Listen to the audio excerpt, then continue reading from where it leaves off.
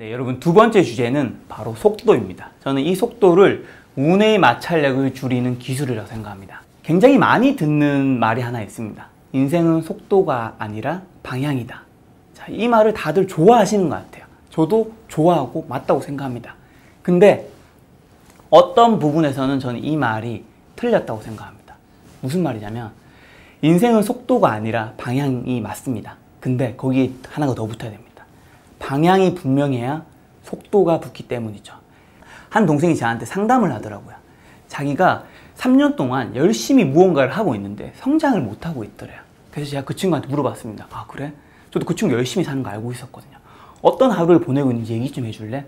나는 아침에는 영어 공부를 하고 그 다음에 오전 9시가 되면 내가 창업한 회사에 가서 일을 해. 그리고 오후 6시쯤 되면 내가 이제 부업을 좀 시작했으니까 쇼핑몰을 준비하고 있지.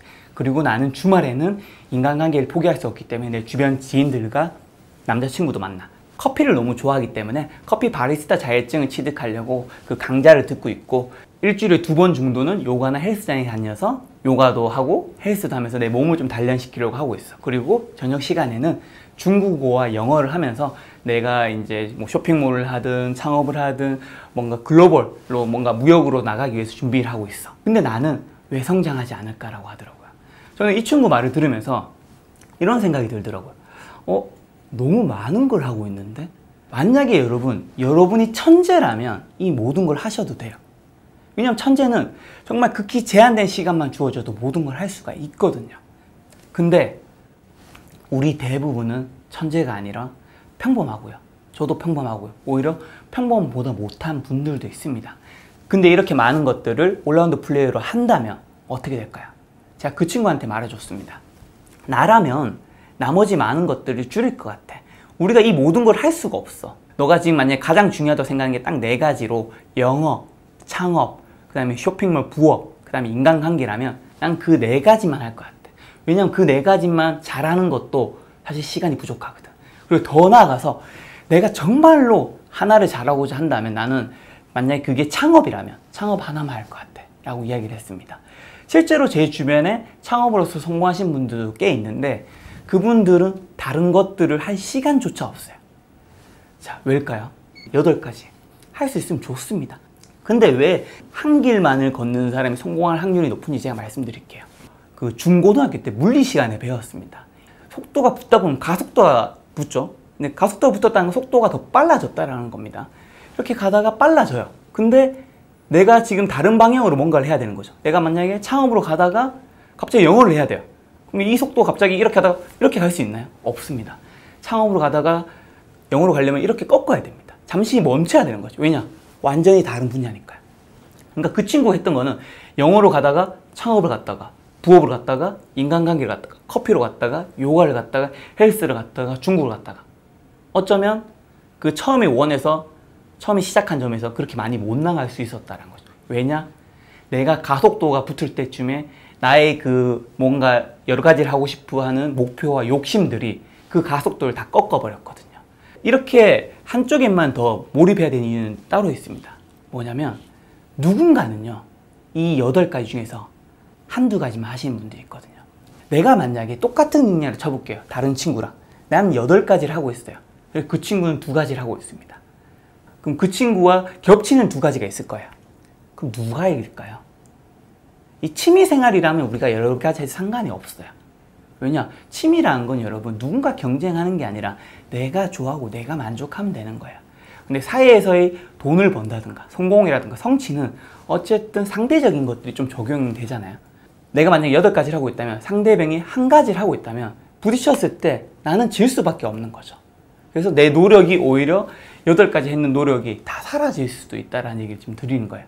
그래서 만약에 여러분들이 무언가를 하고 있는데 잘 안 되고 있다.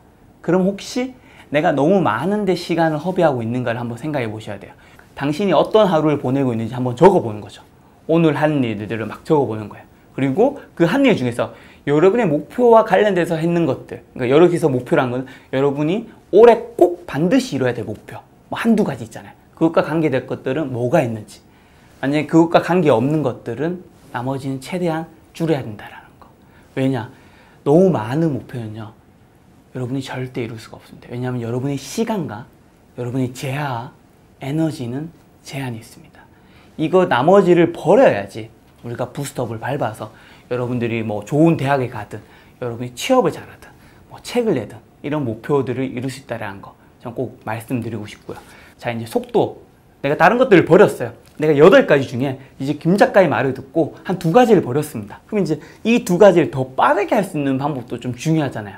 근데 사실 전 굉장히 현실적인 자기계발 작가이기 때문에 타고난 재능이 있으신 분들, 그 다음에 타고난 역량이 있으신 분들, 그리고 성장 환경, 주변 인프라, 한마디로 부모님이 잘 사시는 분들이 훨씬 유리합니다. 내가 만약에 영어 공부를 잘하고 싶어요, 여러분. 근데 내가 어릴 적에 부모님을 통해서 미국에서 살았던 경험이 있습니다.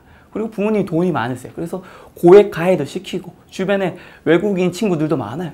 그럼 그 친구가 영어 잘할 확률이 압도적으로 높을 겁니다. 이건 현실이죠.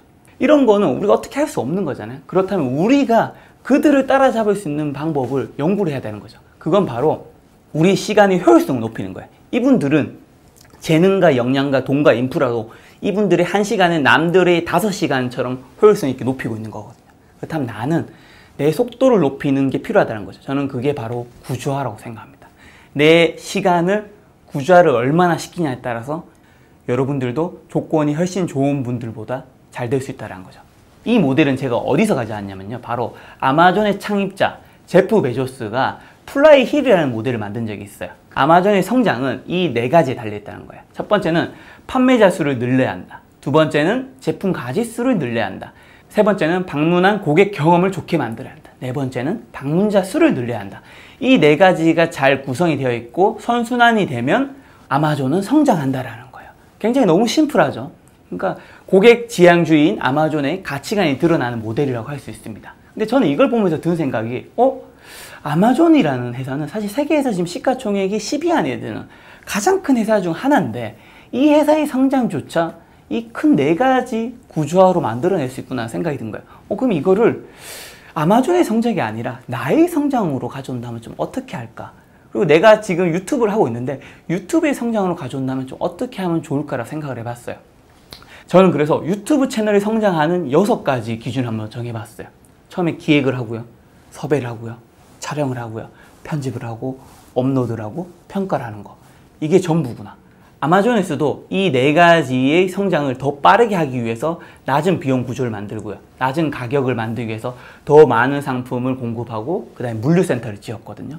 저도 유튜브를 하면서 그럼 나도 이거를 좀 더 효율적으로 돌리기 위해서 편집자분을 찾고 그분들을 늘리고 그 다음에 나만의 자체 스튜디오를 만들면 이 기획, 섭외, 촬영, 편집, 업로드, 평가가 훨씬 더 순환 속도가 빨라지겠구나. 그러면 유튜브 채널이 성장하겠구나. 이거는 유튜브에 한해서 제가 말씀드렸겠지만 여러분들이 공부를 할 때도 어떤 승진 시험을 칠 때도 굉장히 해야 될 것들이 굉장히 막연해 보일 수 있지만 정리해 놓고 보면 사실은 그렇게 막연하지 않을 수도 있습니다. 이게 왜 중요하냐면요, 여러분. 자, 제가 어떤 분들한테 유튜브 어떻게 하면 성장할 수 있냐고 물어볼게요. 그럼 그분들은 기획을 좀 잘해야 될 것 같고요, 촬영도 좀 잘해야 될 것 같고, 트렌드도 좀 알아야 될 것 같고요, 그 다음에 또 얼굴도 좀 매력적이면 좋겠죠. 근데 그렇게 이제 구조화가 안 되면 어떤 문제가 발생하냐면 내가 해야 되는 것들이 불분명한 거예요. 왜냐면 내가 정해놓지 않았으니까, 내가 구조를 만들어 놓지 않았으니까요.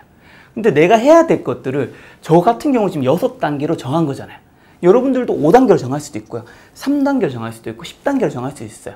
각자 기준은 다 다를 겁니다. 근데 어쨌든 그게 분명해지면 내가 해야 할 것도 분명해지는 거예요. 그러니까 저는 유튜브를 할 때 저 기준을 만들고 난 이후에 단 한 번도 고민한 적이 없어요. 이미 제가 해야 될 것들이 너무 분명해요.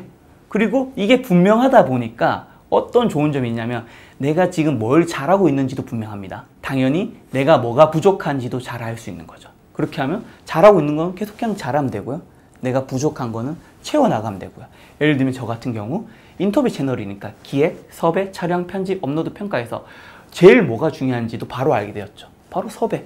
어떤 분이 나오냐에 따라서 사실은 나머지 모든 것들이 훨씬 곱하기가 될 수도 있고 오히려 마이너스가 될 수도 있거든요. 이런 모든 것들을 알 수 있었던 거는 구조화를 했기 때문에. 그래서 저는 이 구조화를 했기 때문에 한 달에 지금 80개 영상을 올리는데 그 80개를 올리는데 필요한 팀은 저와 편집자 딱 2명뿐입니다. 이 두 명밖에 없지만 이 모든 것들이 구조화가 되어 있고 체계화가 되어 있으니까 속도가 너무 빠른 거죠. 그래서 사실 저랑 비슷한 채널 크기에서는 대부분 한 4명, 5명 정도가 채널을 운영하는데 이 구조화만 분명하다면 여러분의 속도를 올릴 수 있다는 거죠. 자, 지금 왼쪽 편에는 제가 유튜브 채널 성장 구조화 작업이 예시가 있습니다. 그래서 내 목표가 저는 유튜브 채널을 적었고요. 그 중간에는 일단 브레인스토밍으로 그냥 아무렇게나 적는 거예요. 처음부터 구조화 하시면 안 돼요. 절대. 그냥 처음에는 내가 유튜브 채널을 성장하기 위해서 뭘 해야 될까를 막 다 적어보는 거야. 그 다 적은 거를 이제 그 다음에 구조화를 시키는 거죠. 상단에 있는 제일 목차를 줬고요. 그 하위 목차를 적어서 내가 해야 될 것들을 분명히 만드는 겁니다. 자, 오른쪽 편에는 지금 여러분들이 해야 될 구조화 작업이 있습니다. 여러분들이 목표가 뭔지 적어보시고요. 그냥 두 번째, 브레인스토밍. 뭐든지 좋아요. 자꾸 이 브레인스토밍을 할 때는 답을 정하지 마세요. 어떤 거든 좋고 내가 의견이 부족하다면 주변 친구들한테 물어보세요. 내가 만약에 책을 내고 싶은 게 목표야.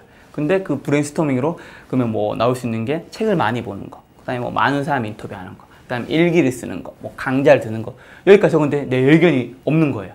그럼 주변 친구들한테 야, 너는 책을 내려면 어떤 것들을 좀 잘해야 될 것 같아? 지금 난 어떤 것들을 잘하면 책을 낼 수 있을까? 물어보고 또 적는 거죠. 그런 걸 다 적고 난 다음에 밑에 지금 구조화로 표가 있죠? 거기다 채워 넣는 거예요. 이게 채워 넣는 순간부터 여러분들은 그게 승진이든 영어 시험이든 책을 내는 거든 무엇이든지 고민할 필요가 없습니다. 왜냐? 여러분이 이미 고민을 끝냈어요. 고민을 끝내고 구조화를 했잖아요. 구조화를 했기 때문에 여러분들이 해야 할 일만 남은 거예요. 그러니까 속도가 빨라지죠. 근데 이게 없으니까 매번 많은 분들이 계속 고민만 하는 거예요. 고민.